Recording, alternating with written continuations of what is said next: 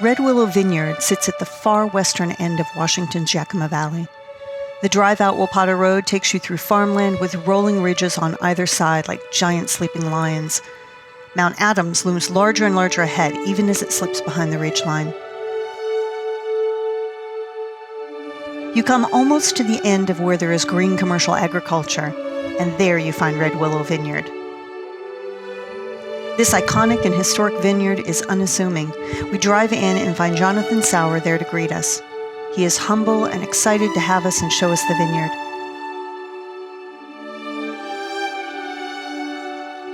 We gather our camera gear, climb onto the ATV, and he drives us up the hill into the vineyard. Yeah.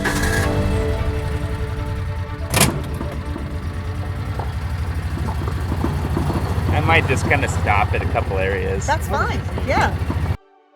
To do the chapel block, David's uses multiple different blocks. So this is the west slope, and it's just got this kind of intense, like tannic, just dark, which you would expect, kind of that hot afternoon sun. Right. And then he does the east slope, and which is kind of a little more the windblown loess soils, little deeper soils, and it's just more like a perfumey, like just elegant, just really beautiful wine, just completely different. Completely different, But yeah, because you the can aspect throw and the ball soil. from one to the next, Right. and they're just in the shadow of each other practically. Then he does the south as well, and which has just that, it's kind of a blend of almost both of them. Right.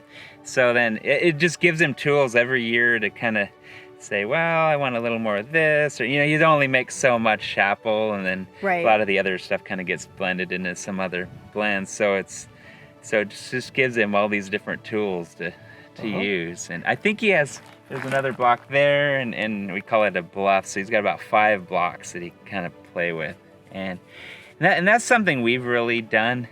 It goes back to David Lake. Do you know? I know. I'll kind yeah. of tell you as we go. He was a master of wine.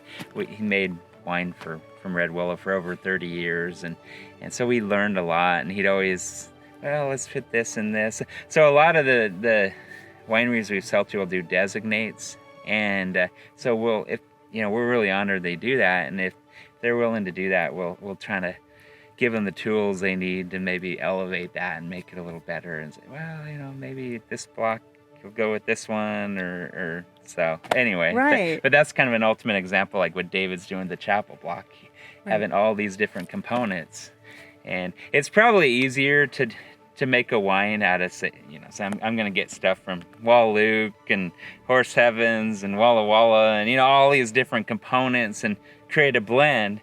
But to do a vineyard designate, it can be a little more challenging. But yet, when you do it right, it can just be like a magical wine, and just that sense of place you get from it, and everything is just, there's so much more depth to it.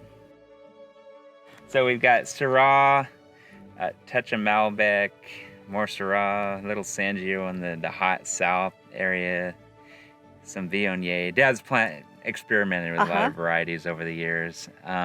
The Viognier, we were kind of really loved that Northern Rhone style. So Dad's like, man, we got to get a little Viognier to go with this Syrah. So we, where does it grow over there? Because he was like the first one in the state to plant it, I believe. So you're kind of, it's growing on the steepest, kind of warmest sites over in France. So let's do that here. Yeah. So you're kind of guessing, and really isn't until 10 years later or even longer that you say, well, that was a good guess, or maybe I shouldn't have done that. And so we're a young industry, and even though our vineyard is really approaching 50 years, or I think we're 47 this year, so we're still got a lot to learn, and we're just every year trying to get a little better and learn a little bit more. And we haven't been here for centuries, like the old world. Yes.